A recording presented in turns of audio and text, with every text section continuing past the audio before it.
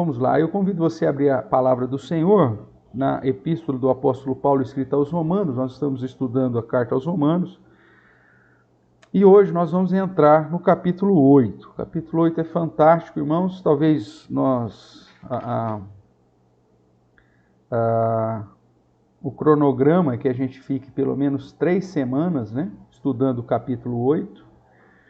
É lógico que se a gente conseguirmos aí adiantar um pouco mais, melhor, né, mas por conta da aula virtual, né, só no ambiente virtual, a gente acaba conseguindo desenvolver um pouco mais, mas quero relembrar aí que o chat está aberto e está aqui disponível para qualquer momento você interagir conosco ou colaborando com algum conteúdo aí, né, relacionado ao tema ou alguma pergunta. Nós estaremos aqui atentos para mencionar a sua participação também, tá joia?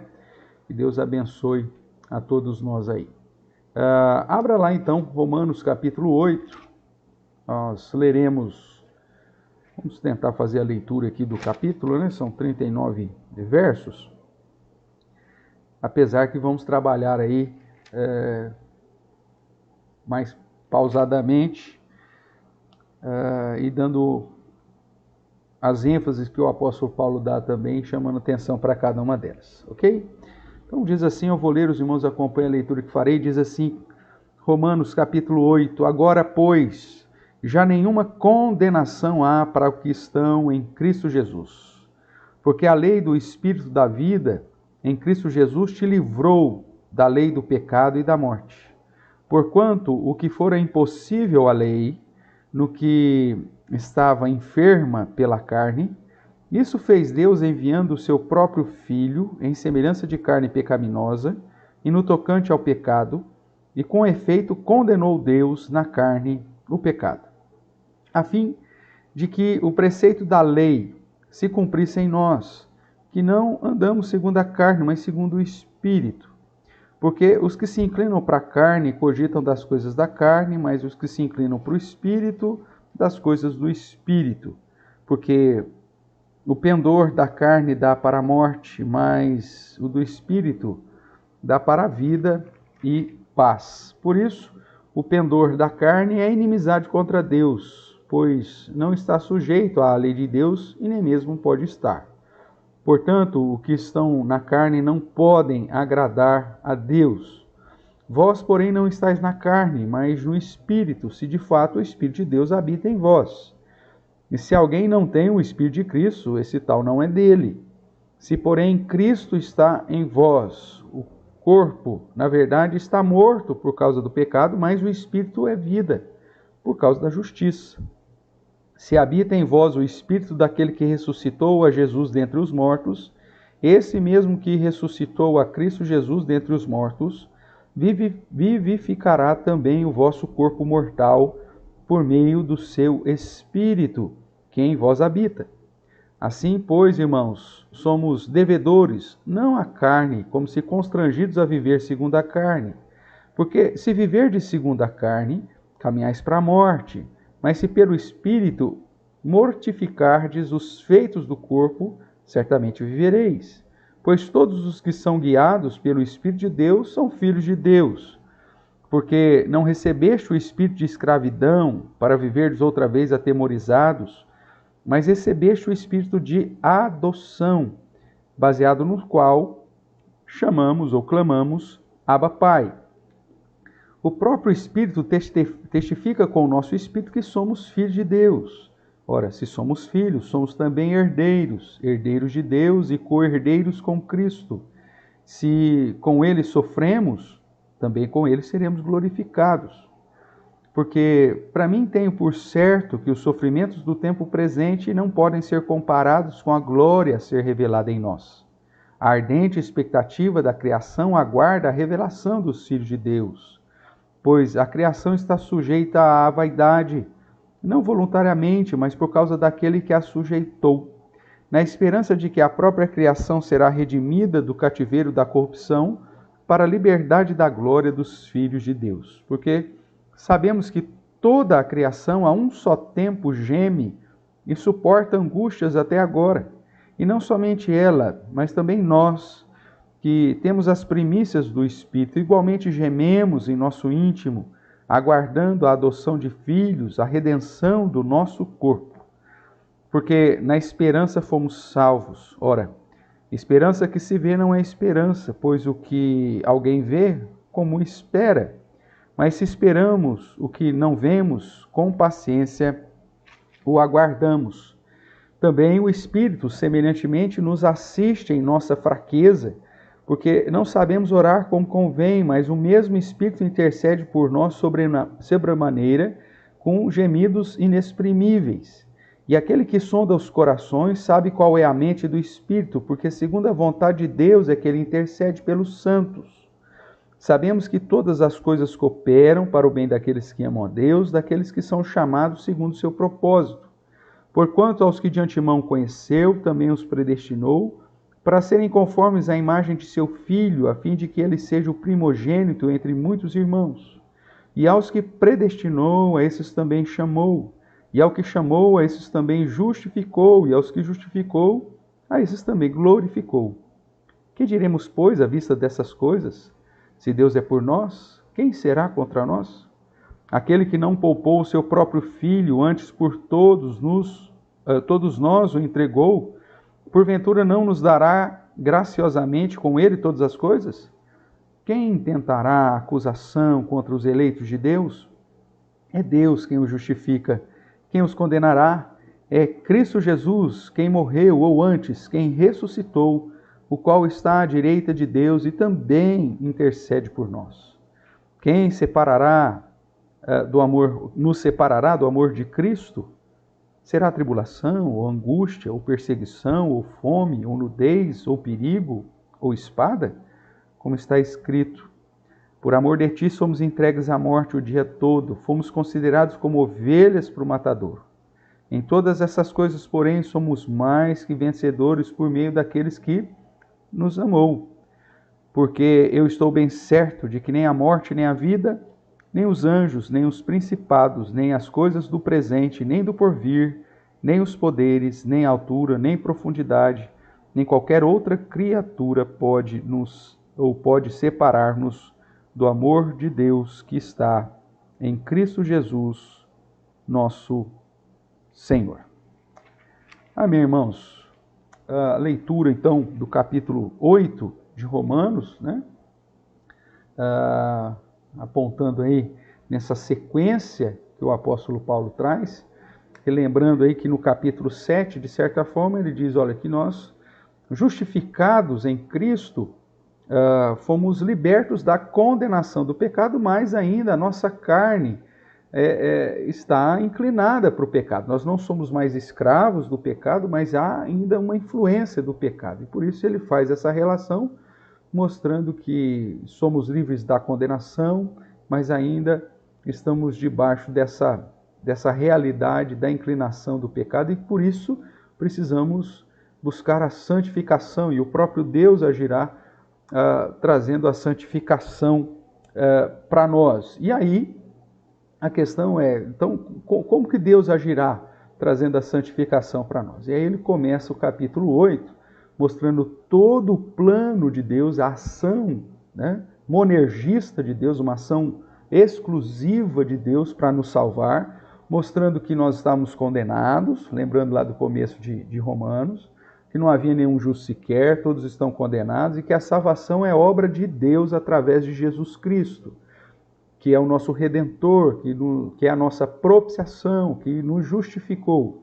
Vimos alguns benefícios dessa justificação, a reconciliação com Deus, o fato de estarmos na presença dele, a certeza da vida eterna, e vimos que essa justificação traz consequências, e uma delas é justamente vivermos uma vida em busca da santificação, apesar de termos ainda a inclinação do pecado em nós. E por isso, para que o processo seja realizado, Deus nos deu o seu Espírito. Esse é o contexto, portanto, que o capítulo 8 vai apresentar e demonstrando outros benefícios dessa ação de Deus para salvar aqueles que ele separou para a sua própria honra e glória.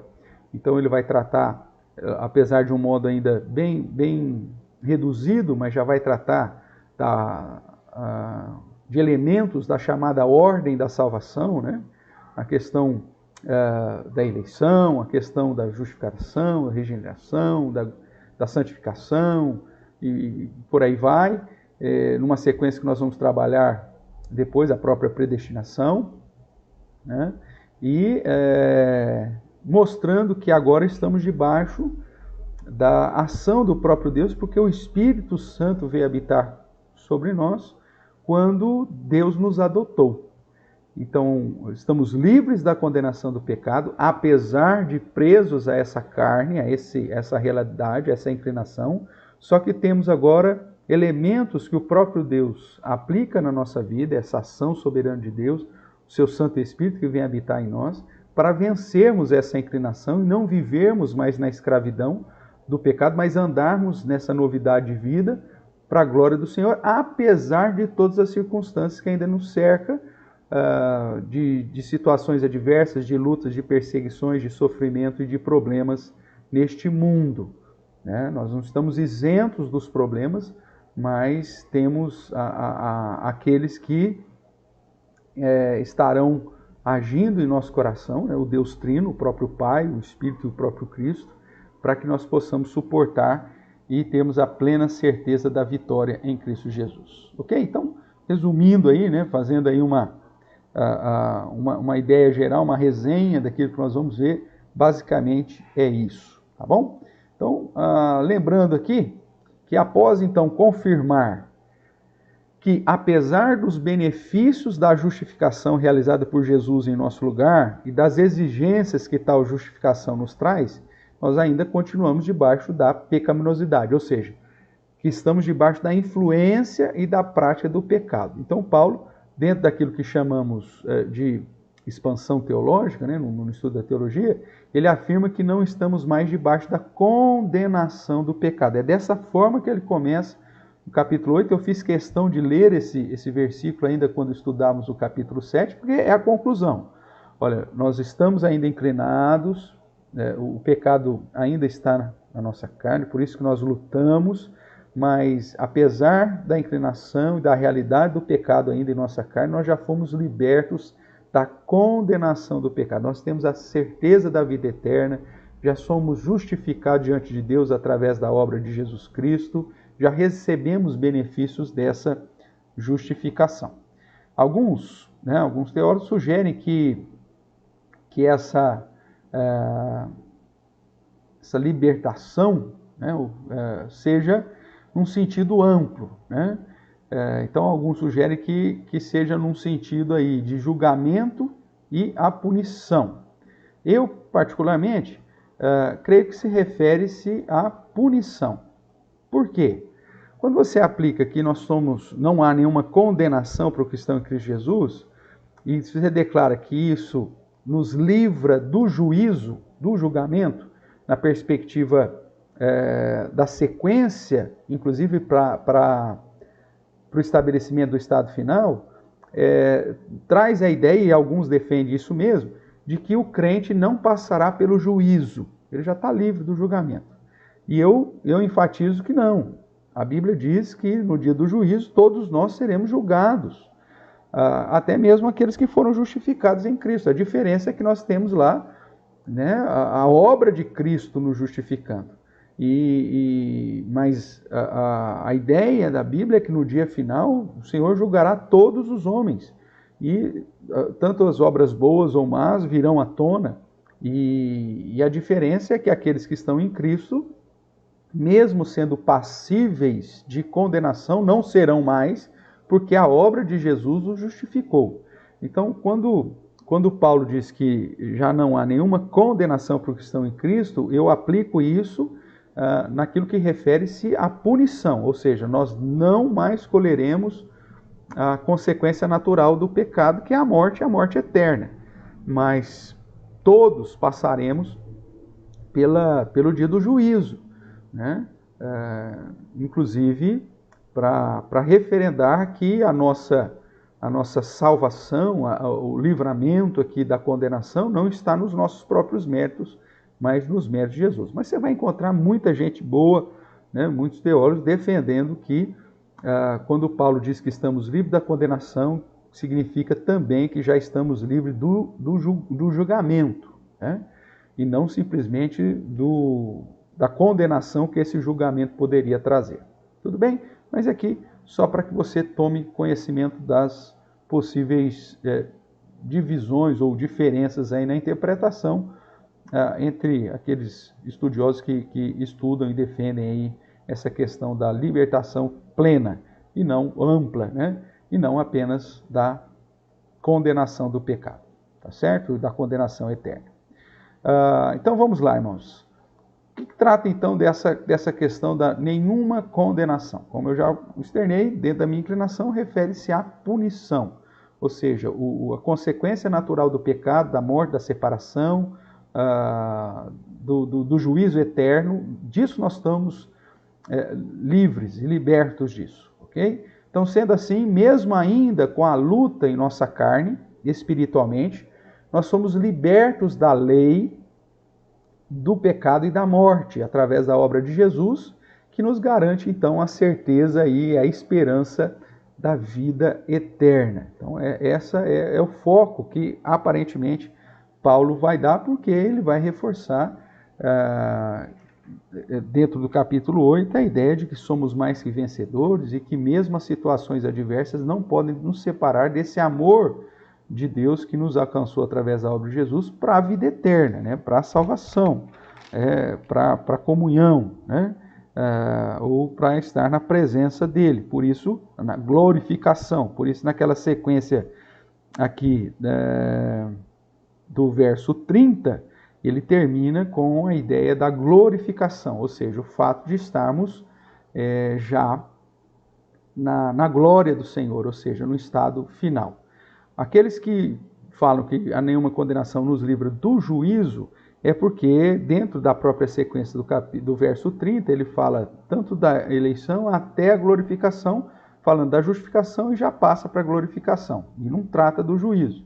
Mas o objetivo de Paulo não é trazer aqui uma lista completa sobre a ordem da salvação, a ordem salutis. Ele menciona aquilo que é importante e que faz parte dentro da lógica que ele está apresentando. Ele não vai falar aqui, por exemplo, da regeneração. Ele não falou da santificação também. Mas nem por isso não existe tais ações, né, na vida daqueles que estão foram salvos pelo Senhor. Tá joia, irmãos? Mas vamos lá, é um texto bastante difícil, vamos, né, assim dizer, com peso doutrinário razoável, mas que é essencial para a sequência, né, que o apóstolo Paulo está apresentando. Resumindo, então, todos os homens são condenados. Ninguém poderia ser salvo por si só. Não há um justo sequer. Todos condenados. Se há salvação para esse homem, essa salvação não está nele mesmo. Então está em alguém que é justo, que é santo. Então nós vemos Cristo, né, como o próprio Senhor Jesus, o Deus encarnado, se humilhando para ser propiciação pelo nosso pecado. E uma vez que ele paga o peso da nossa condenação, isso é aplicado por Deus em nossa vida, nos justificando, nos reconciliando, nos aproximando de Deus, nos conduzindo a sermos libertos da própria exigência da lei, do próprio pecado e da condenação ou da morte eterna. E Deus continua agindo, né, como benefícios dessa justificação, dessa redenção, agindo em prol daqueles que ele chamou para si. E então a ideia agora é que nesse processo da ordem da salvação, que culmina lá na glorificação, ou seja, de estar na presença de Deus eternamente, o corpo transformado no estado final, esse processo é toda uma ação de Deus em preservar aqueles que ele chamou para si mesmo. Então, quando Paulo afirma o que fora impossível à lei, né, olhando aqui para o começo do capítulo 8, eu chamo a sua atenção para nós relembrarmos aí, enquanto você olha novamente para o início do capítulo 8 aí, né? Agradecendo a presença do César, da Patrícia, né? Família Magno aí, também o Léo, a Eliana Afonso, família Grião, a Kátia Lande também conosco, a Isabel Blanco. Então, enquanto eu cumprimento os irmãos, convido você a dar uma olhadinha aqui talvez nos 3, 4 primeiros versos novamente. Então ele diz: agora, pois, já nenhuma condenação há para os que estão em Cristo Jesus. Isso, na minha divisão aqui, né, essa frase inicial deveria estar como o último verso ainda do capítulo 7. Mas como é uma transição e como Paulo não escreveu em capítulos, né, para Paulo é uma sequência natural. Então ele vai dizer no verso 2: porque a lei do Espírito da vida em Cristo Jesus te livrou da lei do pecado e da morte. A obra de Jesus me livra da exigência da lei, que eu sou incapaz de cumprir. Então me livra dessa responsabilidade e me livra até da consequência do meu pecado, que é a morte. E o verso 3 vai dizer: porquanto o que fora impossível à lei. Por que foi impossível? Porque nós já vimos, Paulo falando no capítulo 3, que o objetivo da lei não é conduzir ninguém à salvação. A lei não tem o caráter salvífico. A lei ela tem o caráter para te indicar a nossa condenação. O objetivo da lei é calar a boca de todos diante de Deus. Deus é santo, justo, Deus é puro, é soberano, e nós somos pecadores. E não existe ninguém que consiga atingir o padrão que Deus estabeleceu para que essa pessoa fosse digna de ser salva, né? Então a lei tem o objetivo, segundo Paulo, de calar a boca, ou seja, para que ninguém possa se vangloriar na presença de Deus. Ninguém possa chegar: eu sou o cara bonzinho, eu mereço a salvação. Então, nesse sentido, é que é impossível, ou fora impossível, a lei gerar a nossa salvação, ou produzir a nossa salvação. Porquanto o que fora impossível a lei, no que estava enferma pela carne, e aqui a carne no sentido da nossa pecaminosidade, né? Porque a gente não conseguia cumpri-la. Então isso fez Deus enviando o seu próprio Filho em semelhança de carne pecaminosa. Não significa que Jesus era pecador, mas no sentido da sua encarnação, semelhante a nós e sujeitos às mesmas tentações. O autor aos Hebreus vai dizer que Jesus foi tentado com toda sorte de tentação, porém sem nunca pecar. E no tocante ao pecado também, então, essa inclinação no sentido da tentação. E com efeito condenou Deus na carne o pecado, ou seja, na carne de Cristo, no corpo de Cristo, o próprio Deus encarnado sofreu na carne em nosso lugar como nosso Redentor. Então, quando Paulo afirma o que for impossível à lei, refere-se à afirmação feita desde sempre de que a lei moral não tem um caráter salvífico. Obviamente que isso não é uma desqualificação da lei, que inclusive continua valendo e sendo aí o padrão a ser buscado por aqueles que já foram alcançados e continua como o padrão sobre todos os homens, né? É dever de todos os homens obedecer ao Senhor, guardar a sua palavra, né? Mas esses homens não conseguem e por isso são condenados. Como já citei, em semelhança de carne pecaminosa, refere-se à humanidade de Cristo, a própria encarnação, a sujeição a todas as tentações, conforme também citei lá em Hebreus. Se você quiser dar uma olhadinha comigo, abra sua Bíblia lá em Hebreus, capítulo 4. Vamos dar uma olhadinha lá, que trata dessa natureza agora da palavra encarnada e que, por ter se tornado homem, estava sujeito a todas as tentações. Ok? Abriu lá? Hebreus capítulo 4, enquanto eu cumprimento aqui também a Marta Sanches conosco, Deus abençoe, minha irmã. Vamos lá, o verso 14 diz assim: tendo, pois, a Jesus, o Filho de Deus, como grande sumo sacerdote que penetrou os céus, conservemos firmes a nossa confissão, porque não temos sumo sacerdote que não possa compadecer-se das nossas fraquezas. Antes, foi ele tentado em todas as coisas, à nossa semelhança, mas sem pecado. Acheguemo-nos, portanto, confiadamente junto ao trono da graça, a fim de recebermos misericórdia e acharmos graça para socorro em ocasião oportuna. Então, quando Paulo refere-se ao fato de que Deus enviou o seu Filho em semelhança de carne pecaminosa, ele não está apontando ou não está declarando que havia pecado em Jesus, mas que ele estava debaixo de uma realidade encarnada, carnal, sujeitas a todas as tentações que nós, infelizmente, caímos, porém ele sem pecado. E por isso ele pode agora, uma vez que ele venceu, segundo Hebreus, nos socorrer em todas essas tentações e nos fortalecer para que não caiamos, uma vez que ele já nos libertou dessa condenação. Tudo bem até aqui, irmãos? Então, voltando aqui para Romanos, ele vai então, a partir do verso 4, falar para que nós não andemos mais, então, segundo essa carne. Mesmo que a realidade do pecado está em nós, nós já fomos libertos da condenação, Cristo, né, já se encarnou, a palavra de Deus, o Verbo se encarnou, sujeitos às mesmas tentações e venceu, para que nós pudéssemos agora também vencê-las. E, portanto, ele nos deu o Santo Espírito, o próprio Deus habitando em nós, para nos conduzir a andarmos segundo a sua inclinação.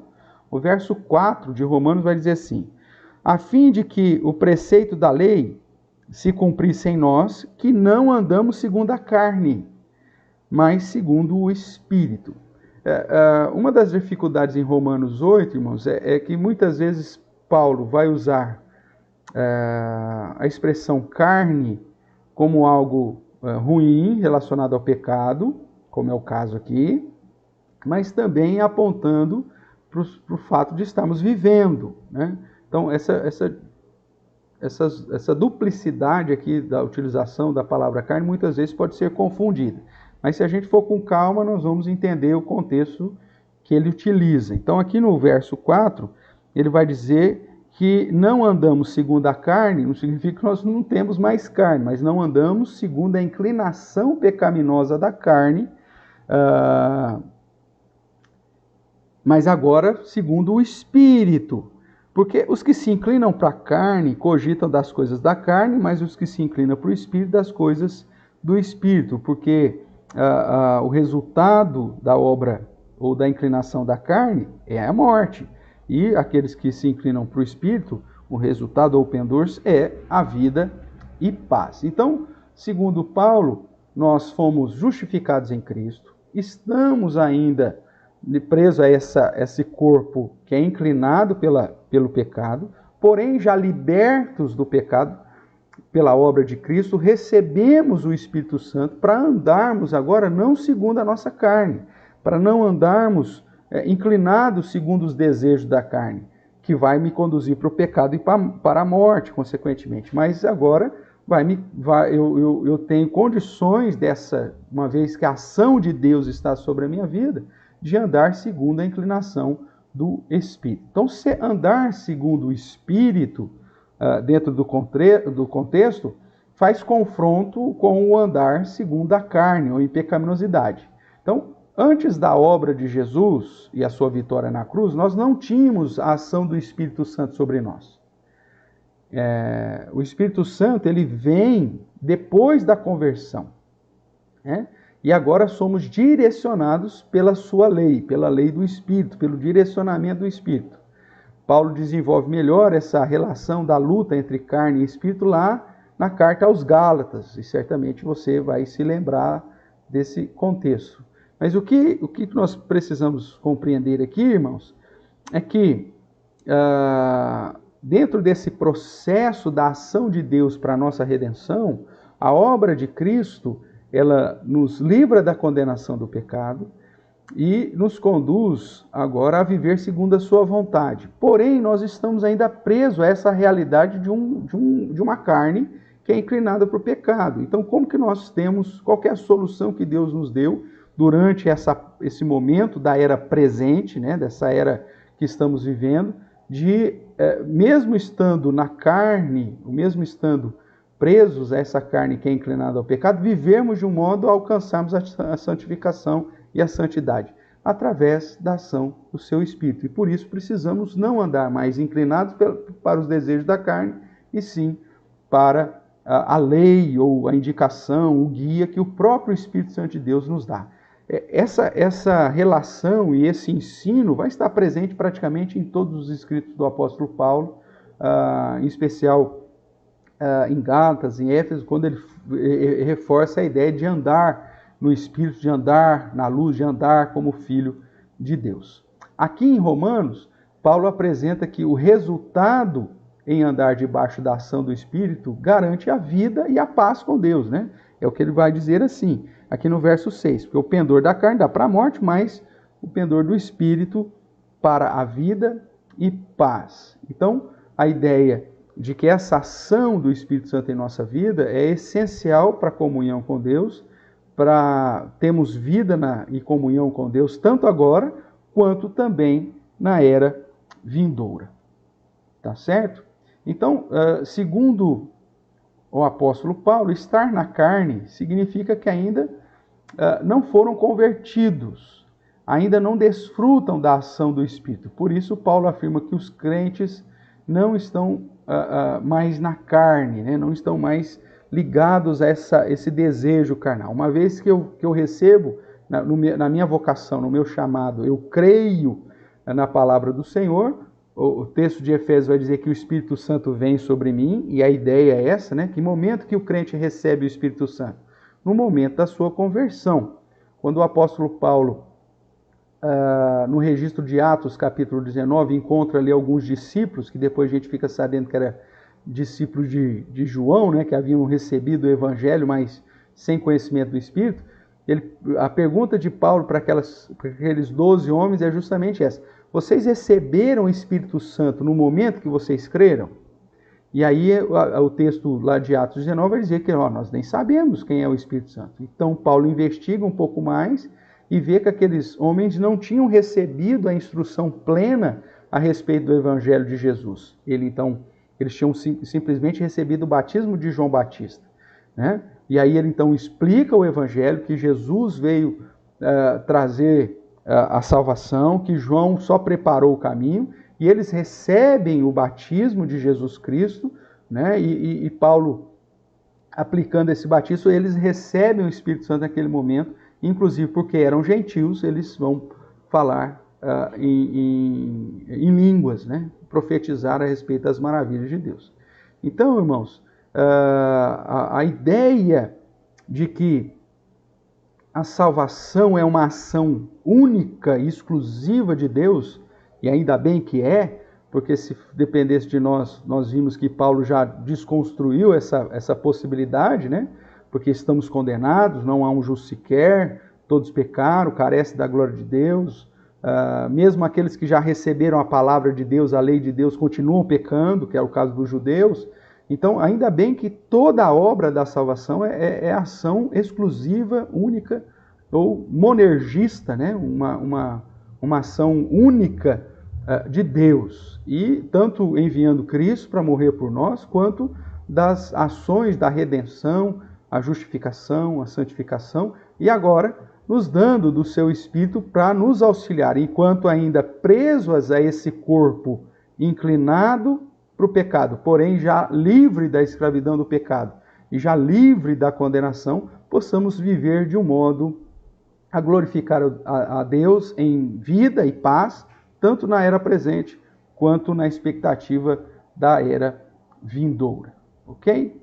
Então que Deus esteja nos abençoando aí. Vamos caminhar mais um pouquinho aqui para vermos então as características daqueles que estão no Espírito. Quais os benefícios daqueles que foram recebidos pelo próprio Deus e que receberam o Espírito Santo no momento da conversão. Falando ainda desse momento da conversão, que é o momento que você recebe o Espírito, Efésios, né, capítulo 1, vai dizer que quando você ouviu do Evangelho da vossa salvação, tendo nele crido, foste selado com o Santo Espírito da promessa. Então, a visão paulina de Paulo sobre o momento que o crente recebe o Espírito Santo é no momento da vocação, no momento que você é chamado através da pregação do Evangelho, ouve o Evangelho e crê. Lembrando que essa crença é fruto da própria ação de Deus, essa fé salvadora que Ele dá como presente, como dom para você, né? E, apesar que eu já falei que esse termo dom lá de Efésios 2, né? Do verso 8 em diante, talvez não seja o mais feliz, porque a gente confunde com a fé, o dom da fé como o dom espiritual, e ali está falando de algo diferente, que é a fé salvadora, que é um presente de Deus, que é a ação exclusiva de Deus. Então, quando você é tocado pela ação de Deus, Ele te dá essa fé salvadora, você então crê na pregação do Evangelho, e segundo Efésios capítulo 1, verso 13 e 14, o Espírito Santo então vem e sela o seu coração, você recebe o Espírito Santo, como Paulo questionou lá em Atos 19. Recebeste o Espírito Santo quando creste? No momento em que vocês creram? Porque esse é o padrão. Então, todo crente que passou por essa conversão, né, por essa vocação, por esse chamado de Deus, no momento em que creu no Evangelho, que parece que as coisas caem como se fosse uma escama, né, e tudo faz sentido, esse momento, então, é a própria ação de Deus na sua vida, e nesse momento você recebe o Espírito Santo de Deus que vem habitar sobre você. E aí, o capítulo 8 vai mostrar que esse Espírito dado pelo próprio Deus, agindo em nós, vai nos conduzir a possuirmos algumas características. Então, hoje, nosso objetivo aqui é tratar de tais características. Então, vamos lá. A primeira característica aí, segundo, pelo menos, Romanos de 1 a 27, porque até Romanos 1, 27, ele vai tratar dessas características do Espírito em nossa vida, depois ele vai falar mais da ordem da salvação, mas nós podemos afirmar o seguinte: primeira característica daqueles que passaram pela conversão, que passaram pelo esse chamado, que receberam o Espírito Santo. Primeiro, eles não vivem na inclinação da carne, eles não vivem mais na inclinação do pecado, eles estão inclinados agora para o Espírito. Então, os que se inclinam para o Espírito vão receber os benefícios e vão cogitar das coisas do Espírito e serão alvos da ação do Espírito. Aqueles que estão inclinados para a carne, segundo o verso 7, ainda estão em inimizade com Deus, ou seja, não foram reconciliados com Deus, ainda estão debaixo da condenação do pecado. A obra de Cristo ainda não foi aplicada sobre eles. Aqueles que vivem segundo as inclinações das concupiscências, os desejos carnais, então o verso 7 diz que o resultado dessa vida carnal é inimizade contra Deus, pois não está sujeito à lei de Deus e nem mesmo pode estar. Porquanto os que estão na carne não podem agradar a Deus. E aí o verso 9 ele vai dizer: vós, porém, não estáis na carne. Veja, aqui carne como sinônimo de inclinação pecaminosa, de vida pecaminosa. Não na carne no sentido de que eu não tenho vida física ou vida carnal, né? Nós ainda estamos vivendo nesse mundo segundo a natureza tal. Porém, agora, liberto da escravidão do pecado que está na minha carne. Mesmo que eu tenha essa luta, mas eu estou liberto dessa escravidão e, principalmente, liberto da condenação que o pecado traz, né? Por isso que, no final, receberei um novo corpo, segundo a semelhança do próprio corpo glorificado, o corpo de Cristo, e poderei, então, entrar na presença no estado final. Mas, então, quando ele usa aqui, no verso 9, vós, porém, não estáis na carne, ele não está falando da minha realidade física, mas está falando da inclinação do pecado. Aquele que está em Cristo, aquele que foi alcançado pela obra de Cristo, aquele que foi vocacionado, chamado, passou pela conversão, ele não está mais agora sujeito à inclinação da carne. Por isso ele não vive, não está mais na carne, mas está agora no Espírito. Se de fato o Espírito de Deus habita em vós. Ou seja, se de fato você passou por esse processo da conversão, se de fato você foi alcançado pelo Evangelho e, consequentemente, pela ação salvadora de Deus. E se alguém não tem o Espírito de Cristo, então esse tal não é dele. Se, porém, Cristo está em vós, o corpo, na verdade, está morto por causa do pecado. E aqui o corpo, ele está falando da realidade física, né? Mas o Espírito é vida por causa da justiça. Então, se habita em vós o Espírito daquele que ressuscitou a Jesus dentre os mortos, esse mesmo que ressuscitou Cristo Jesus dentre os mortos, vivificará também o vosso corpo mortal por meio do seu Espírito, que em vós habita. Que em vós habita. O verso 12 ainda vai dizer: assim, pois, irmãos, somos devedores, não à carne, como se constrangidos a viver segundo a carne.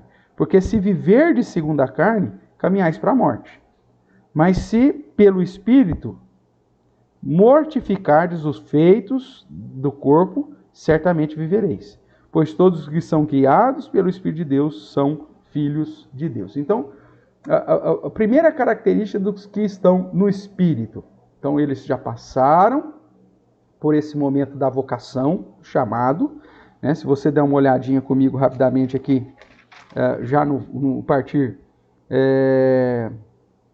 do verso 29, né? Ou 28, que é a seção que ele vai tratar da ordem da salvação, ele diz: sabemos que todas as coisas cooperam para o bem daqueles que amam a Deus, daqueles que são chamados segundo o seu propósito.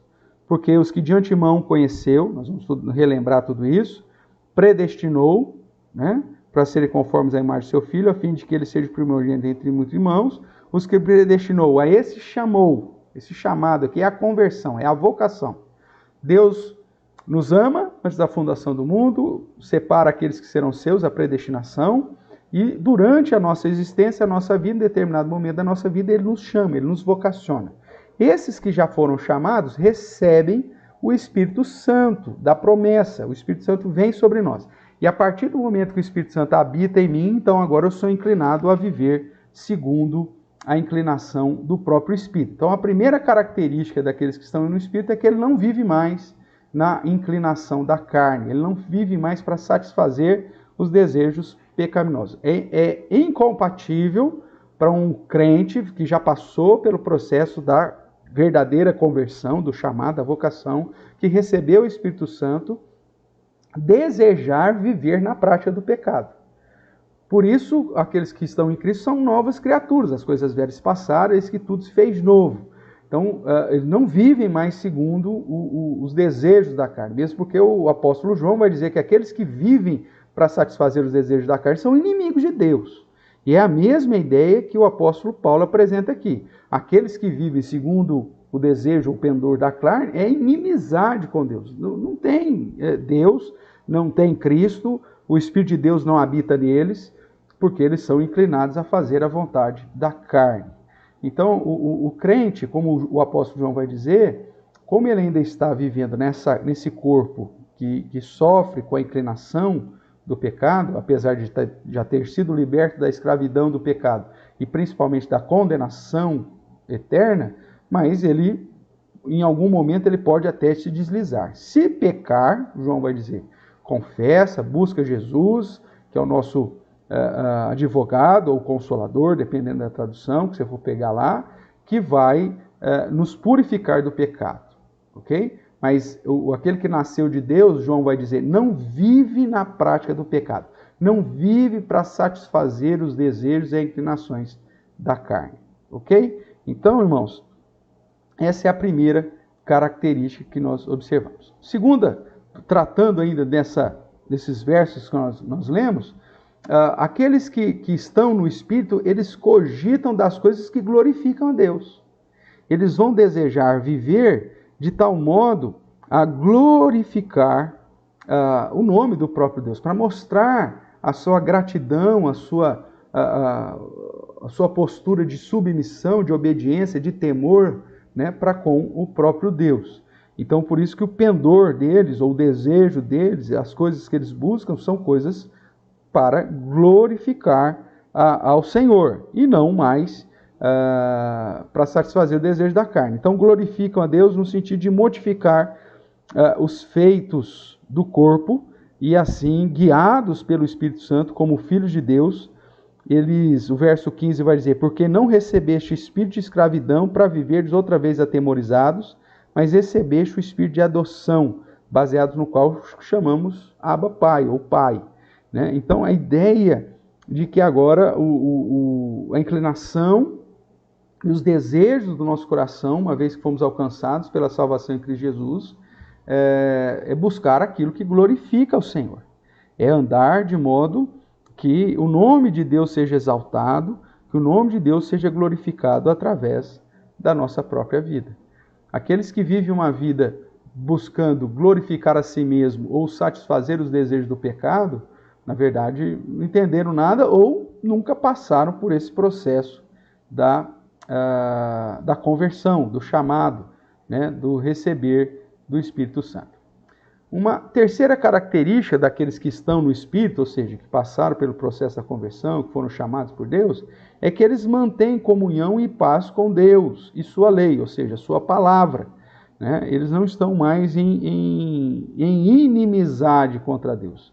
Porque, como nós vimos aqui no verso de número 6, o pendor da carne dá para a morte, mas o pendor do Espírito traz vida, comunhão e paz, né? Paz com Deus, tanto na era presente como na certeza aí da era vindoura. Então, aqueles que estão no Espírito, que receberam o Espírito Santo aí no momento da conversão, eles mantêm uma comunhão com Deus, eles foram reconciliados com Deus já em Cristo, portanto estão em paz com Deus, desfrutando da comunhão com Deus, da harmonia com o Senhor e de uma vida em paz com Deus e firmada nas suas promessas e nas diretrizes que a sua palavra nos traz, ok?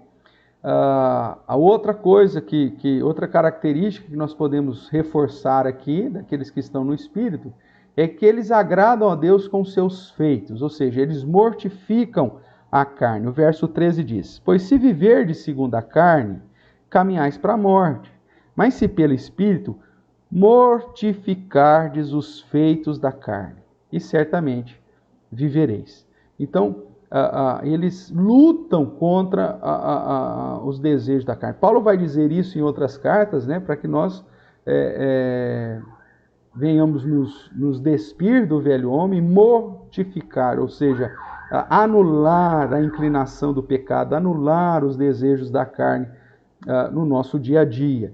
Então veja, como uma consequência da própria ação do Espírito em nossa vida, irmãos, o crente ele vai passar por uma vida que busca, né, mortificar a inclinação do pecado, ou seja, de viver uma vida agora inclinado para satisfazer a vontade de Deus e não satisfazer os seus próprios desejos. Né? Essa é a ideia que o apóstolo Paulo, então, apresenta para aqueles que foram chamados, que já passaram por esse momento da conversão.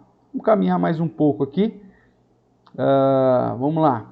Enquanto aí eu agradeço também a família Fontes, a Ieda, Luciano, também o Paulinho conosco. Então vamos lá. Outro ponto. Aí já a partir do verso 16, né? Nós chegamos aí a mais uma característica. Lá no verso 16, o verso 15 fala que nós somos adotados, porque quando nós recebemos o Espírito Santo, nós nos tornamos herdeiros, né? É isso que ele vai falar. Se você der uma olhadinha rapidamente comigo, lá em Efésios, capítulo 1, o verso 13, que eu citei, né? 13 e 14, ele vai dizer assim: em quem também vós, depois que ouvistes a palavra da verdade, o evangelho da vossa salvação, tendo nele também crido, nós sabemos, só cremos porque Deus nos deu a fé salvadora, fostes selados com o Santo Espírito da promessa, ou seja, recebemos o Espírito, o qual é o penhor da nossa herança, até o resgate da sua propriedade e o louvor da sua glória. Veja, isso está lá em Efésios 1, de 13 e 14. Voltando aqui para Romanos, a ideia é que quando nós recebemos o Espírito Santo, nós somos adotados por Deus e passamos então a sermos filhos, né? Deu-nos o poder de sermos feitos filhos de Deus, a saber, os que creem no seu nome, como nos é dito lá em João, no Evangelho de João, tá certo? Então, a ideia que nós temos aqui, irmãos, é que aqueles que estão no Espírito foram feitos filhos de Deus. O verso 15, então, vamos repetir. Diz, porque não recebeste o espírito de escravidão, para viveres outra vez atemorizados, mas recebeste o espírito de adoção, baseado no qual clamamos Pai, ou Abba, Pai. E o verso 16 diz, o próprio Espírito testifica com o nosso Espírito que somos filhos de Deus. Então, dentro dessa ação da redenção, né, do Deus Trino, essa ação monergista de Deus em nos alcançar, há um momento que Ele então nos chama e o Espírito Santo vem sobre a nossa vida e a partir desse momento somos adotados como filhos de Deus e aí o próprio Espírito Santo de Deus testifica em nosso coração que já passamos por esse processo, por essa conversão e que somos filhos de Deus. Aqueles que passam por esse novo nascimento, que Jesus vai dizer lá para Nicodemos, em João capítulo 3, né, o nascer de novo, não nascer da carne, mas nascer do Espírito, e o Espírito sopra onde Ele quer, ou seja, de uma ação soberana de Deus, monergista exclusiva de Deus, aqueles que passam pela conversão, eles sabem que passaram pela conversão. Há um momento específico que ele sabe, que ele ouviu a palavra e que agora, consequentemente, o Espírito Santo selou o seu coração e que agora ele anda para glorificar ao Senhor. Então veja, a ideia, irmãos, é que nós precisamos reconhecer que a partir do momento que passamos pela experiência da conversão, nós temos o Espírito Santo e como estamos com o Espírito Santo, nós somos filhos de Deus. E como os filhos de Deus, nós vamos viver agora de conformidade com essa realidade. O verso 17 faz uma conexão lá com o texto que nós lemos de Efésios, quando ele diz, ora, se somos filhos, somos também herdeiros. Herdeiros de Deus, co-herdeiros com Cristo, e se com ele sofremos, também com ele seremos glorificados. Ou seja, a partir do momento que vivemos para Cristo, nós teremos as dificuldades na era presente, por servirmos a Cristo, mas ao mesmo tempo temos a garantia da vida eterna, temos a garantia das coisas que há de ser revelada em nós. Então, veja só, irmãos, o fato de Deus agir para a nossa salvação nos garante aí desfrutar da ação do Espírito Santo e debaixo da ação do Espírito Santo isso produz certas características na nossa vida, ok? Ou seja, não viver na inclinação da carne, cogitar das coisas que glorificam a Deus, manter a vida e a paz com o próprio Deus, né? Agradar a Deus com os meus feitos, mortificando a inclinação da carne e vivendo como um filho de Deus, ok? Vamos caminhar mais um pouco aqui. Outra característica que nós podemos apresentar para aqueles que estão no Espírito é a certeza da esperança e de que apesar das lutas nós seremos glorificados, ou seja, temos a vida eterna. É o que trata aqui o final do verso 17, né? E o início aí da sequência mostrando as dificuldades que nós podemos desfrutar aí neste mundo, estamos sujeitos, mas sem perder a certeza da vida eterna.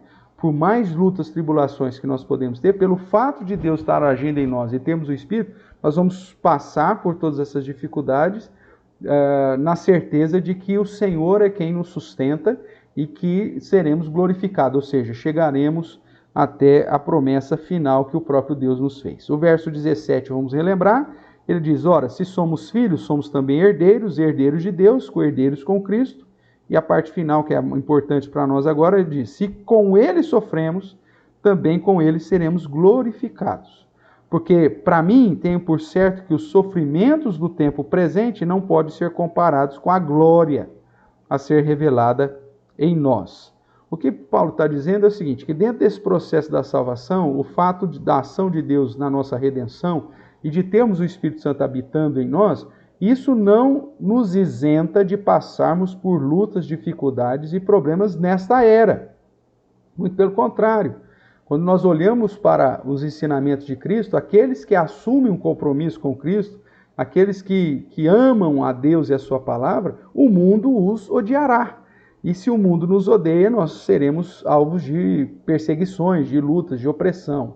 E além de tudo isso, nós estamos sujeitos também às dificuldades do dia a dia, às tribulações e às vicissitudes da vida, né? As situações que, segundo Apocalipse, como com o abrir dos selos de Deus, podem recair sobre os crentes.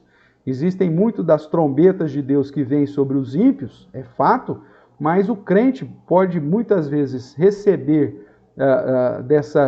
de resquícios disso, como nos é dito quando do abrir dos selos, do sair dos cavaleiros, que vem para trazer justamente dificuldades, e um deles nós já estudamos, né, que traz justamente doenças, e essas pandemias e tudo que nós estamos vivendo é fruto disso. O crente ele pode sofrer com isso? Sim, só que isso não muda absolutamente em nada a certeza da vida eterna, a certeza da glória, a certeza de que a promessa de sermos glorificados de fato está sendo aplicado sobre nós. Então ele vai dizer, porque eu tenho por certo que os sofrimentos do tempo presente, que estamos sujeitos, não podem ser comparados com a glória a ser revelada em nós.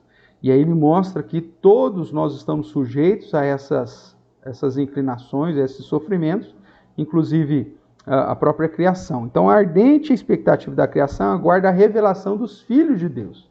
Ele está dizendo que a própria criação espera esse dia da glorificação, onde os filhos de Deus serão realmente demonstrados e apresentados de um modo definitivo, né? Verso 20, pois a criação está sujeita à vaidade, não voluntariamente, mas por aquele que a sujeitou, ou seja, com o pecado de Adão todo mundo sofreu, e na esperança de que a própria criação será redimida do cativeiro da corrupção para a liberdade da glória dos filhos de Deus. O foco é os filhos, esses filhos como representantes da criação serem de fato redimidos desse cativeiro da corrupção. Paulo aqui não está falando da ideia de que a criação será redimida, mas de que nós, como representantes dessa criação, uma vez sendo redimidos, sairíamos, portanto, dessa realidade da escravidão, da corrupção, do pecado, do cativeiro da corrupção. O verso 22, então, ele vai ainda nos dizer, porque sabemos que toda a criação a um só tempo geme, suporta angústias até agora. Então, se toda a criação se faz, isso não vai ser diferente para nós. E não somente ela, mas também nós, que temos as primícias do Espírito, igualmente gememos em nosso íntimo, aguardando a adoção de filhos, a redenção do nosso corpo. Estamos vivendo a era presente, mas com a expectativa da era vindoura. Enquanto na era presente estamos sujeitos a gemer da mesma forma que toda a obra da criação está gemendo. Verso 24, porque na esperança fomos salvos. Ora, esperança que se vê não é esperança, pois o que alguém vê, como espera. Ou seja, se a vida boa já fosse aqui, para que nós vamos esperar o céu? Mas a expectativa de vida boa é na glória, da aplicação plena das promessas de Deus é para a era vindoura. Verso 25, mas se esperamos o que não vemos, com paciência aguardamos. E aí esse é o momento que nós estamos vivendo dessa paciência. Ok? Então, a outra característica que eu menciono é que a certeza da esperança de sermos glorificados está na nossa vida, apesar das lutas, tribulações, dificuldades e do gemido que temos tido enquanto dessa era presente. Uma outra característica que eu quero mencionar para você é que nós seremos confortados no sofrimento. Nós estamos sujeitos a passar pelos sofrimentos, mas temos um consolador que está sempre disposto a nos estender a mão. Eu sempre, toda vez que falo sobre isso, eu chamo a sua atenção que não é à toa que as Sagradas Escrituras chamam o Espírito Santo de Consolador. Ele é o Consolador porque os crentes precisariam de consolo. E quem precisa de consolo? Aqueles que passam por situações adversas. Ninguém consola as pessoas que está tudo bem, né? A pessoa que recebeu uma promoção de trabalho, uma pessoa que que está saudável, eu não preciso de consolo. As pessoas que precisam de consolo é aquelas que estão passando por situações adversas. E se a Bíblia chama o Espírito Santo e chama o próprio Cristo de Consolador, é porque nós precisaríamos constantemente desse consolo. Por quê? Porque estaríamos sujeitos a toda sorte de sofrimentos na era presente. Então, aqueles que estão no Espírito não estão isentos dos sofrimentos, mas serão confortados no passar pelo sofrimento. Verso 26. Também o Espírito, semelhantemente, nos assiste em nossa fraqueza, porque não sabemos orar como convém, mas o mesmo Espírito intercede por nós sobremaneira com gemidos que não podem ser expressados, né? Inexprimíveis, que não podem ser expressados. Essa é a ideia. E aquele que sonda os corações sabe qual é a mente do Espírito, porque segundo a vontade de Deus é que ele intercede pelos santos. E aí ele vai então mostrar que, independente das situações deste mundo, o Espírito Santo estará ali intercedendo por nós, confortando-nos, consolando, dirigindo-nos para que possamos suportar até o cumprimento das promessas finais do Senhor. Nesse sentido, então, ele diz, sabemos que todas as coisas cooperam para o bem daqueles que amam a Deus, daqueles que foram chamados ou vocacionados segundo o seu propósito. Assim, irmãos, nós vemos que a ideia de Paulo, na sequência, é dizer, olha, uma vez que nós estamos presos a esse corpo, que ainda é inclinado ao pecado, porém, já libertos da condenação eterna, do juízo, da punição, ou melhor, da punição, nós agora podemos viver livres da inclinação desse pecado, porque no momento em que Deus nos chama, nos vocaciona, nesse processo da redenção, e aplica sobre nós a obra de Jesus Cristo nos justificando, Ele nos dá do seu Espírito. E uma vez que eu estou agora com o Espírito de Deus habitando em minha vida, consequentemente eu posso viver, mesmo diante de todos os sofrimentos, mesmo diante de todas as inclinações, mesmo inclinações terríveis desse mundo, dos gemidos, das tribulações, das lutas, eu posso ter a certeza que o Senhor está comigo, que eu sou filho de Deus,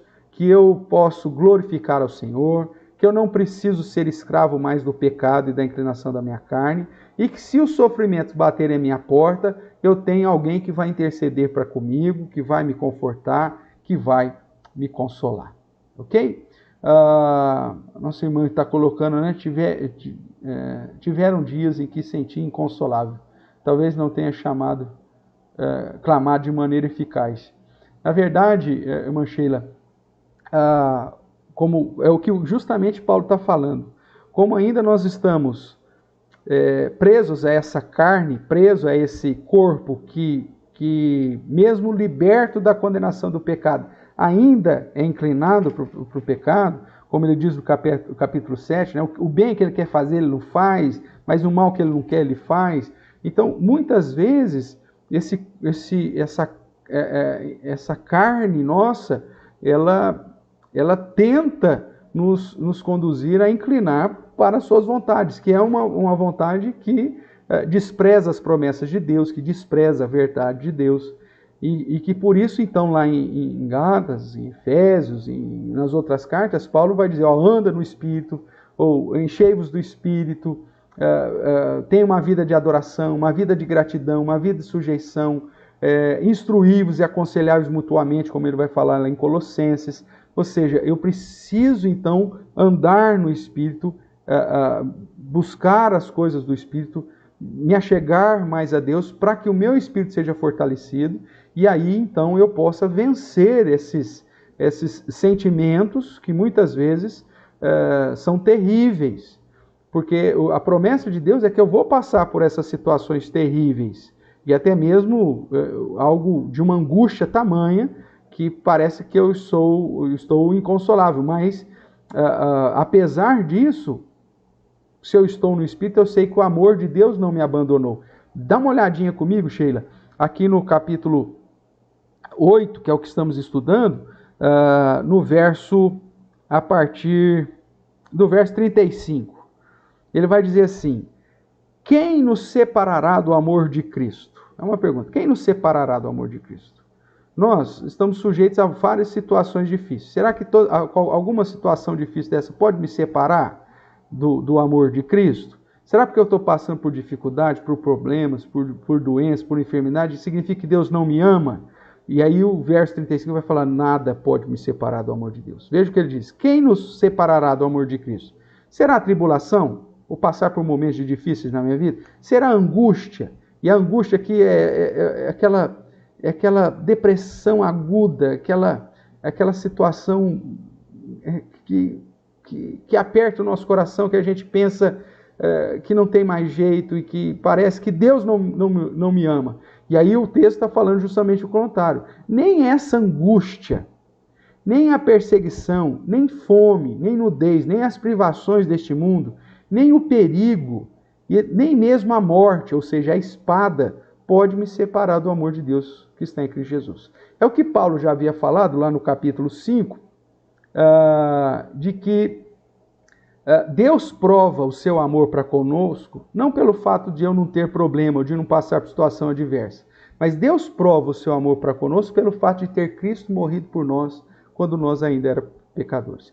Quando nós entendemos essa ação de Deus e a salvação, que o foco de Deus é a nossa salvação, e que o amor de Deus está no fato de ter Cristo morrido por nós, porque nós todos éramos condenados e não temos como agradar a Deus, e que nos deu o seu Espírito e nos adotou ao ponto que agora nós podemos clamar a Ele como Pai, ao ponto de ter uma intimidade, chamá-lo como Pai, e esse Espírito atuar na nossa vida, mesmo que a angústia, a mais profunda angústia, bata a minha porta, ou tribulação, ou perseguição, ou fome, ou nudez, ou seja, a necessidade de tudo, eu posso estar seguro nas promessas do Senhor.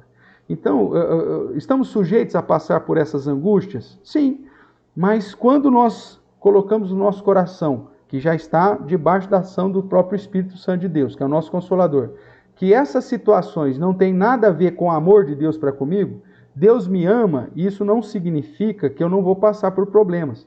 E se eu passar por problemas, isso não indica nada, não indica, inclusive, que Deus deixou de me amar. Muito pelo contrário. Eu posso passar pelas angústias, pelos problemas, pelas privações, mas eu tenho a promessa da vida eterna. Eu tenho a obra de Jesus Cristo sendo aplicada sobre a minha vida. E essa é a maior prova do amor. Por isso que eu sou mais que vencedor em Cristo Jesus. Vamos lá. Nosso irmão, o Cezinha primeiro, né? Que diz que o capítulo diz que nós não sabemos orar como convém.